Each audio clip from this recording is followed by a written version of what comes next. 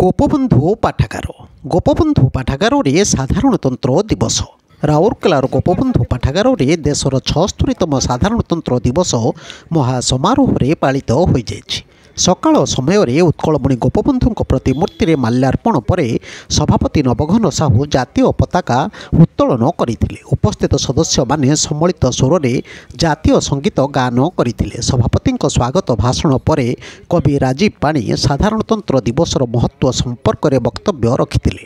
ସାଧାରଣ ସମ୍ପାଦକ ହରିହର ଶତପଥୀ ଧନ୍ୟବାଦ ଦେଇଥିଲା ବେଳେ ଶଙ୍କର ପ୍ରସାଦ ତ୍ରିପାଠୀ, ଲକ୍ଷ୍ମଣନାଥ ଦାସ, ନୃସିଂହଚରଣ ବିଶ୍ୱାଳ, ଅଜୟ କୁମାର ମହାନ୍ତି, ଶ୍ରୀନିବାସ ରାୟ, ହରିହର ନାୟକ, କୈଳାସ ଚନ୍ଦ୍ର ସାମଲ, ଆନନ୍ଦ ଚନ୍ଦ୍ର ସାମଲ, ସୁରେନ୍ଦ୍ର କୁମାର ପଣ୍ଡା, ଅଶୋକ କୁମାର ଶୁକ୍ଳ, ସତ୍ୟାନନ୍ଦ ପଣ୍ଡା, ବିଦ୍ୟାଧର ମହାପାତ୍ର, ବିଶ୍ୱନାଥ ଜେନା, ଜଗବନ୍ଧୁ ଜେନା, ଉମାକାନ୍ତ ଷଡ଼ଙ୍ଗୀ, ହରିଶ୍ଚନ୍ଦ୍ର ଭୂମିଜ, ପ୍ରଭାକର ସାହୁ, ଜ୍ଞାନେନ୍ଦ୍ର କୁମାର ରାୟ, ଗୋପାଳ ପ୍ରସାଦ ଜେନା, ନିମାଇ ପ୍ରସାଦ ରାଉତ, ନରେନ୍ଦ୍ର ମହାନ୍ତି, ସୌରଭ ମହାନ୍ତି, ରମେଶ ଚନ୍ଦ୍ର ସିଂ, ରବିନାରାୟଣ ସିଂ, ନିର୍ମଳ କୁମାର ଆଚାର୍ଯ୍ୟ, ପ୍ରକାଶ କୁମାର ମହାନ୍ତି, ପୁରୁଷୋତ୍ତମ ବେହେରା, ସହରିଆ ଛୁରା, ନିରଜ ଭୂଷଣ ପଟ୍ଟନାୟକ, ଅର୍ଜୁନ କୁମାର, ଲଲାଟେନ୍ଦୁ ପ୍ରଧାନ, ମୁରାରୀ ପ୍ରଧାନ ଏବଂ ଶରତ ଚନ୍ଦ୍ର ମହାନ୍ତି ପ୍ରମୁଖ ସଦସ୍ୟମାନେ ଉପସ୍ଥିତ ରହିଥିଲେ। ବ୍ୟୁରୋ ନ୍ୟୁଜ୍ ଓଡ଼ିଶା କଥା ୟୁଟ୍ୟୁବ୍ ଚ୍ୟାନେଲଟିକୁ ଆପଣମାନେ ଦେଖୁଛନ୍ତି।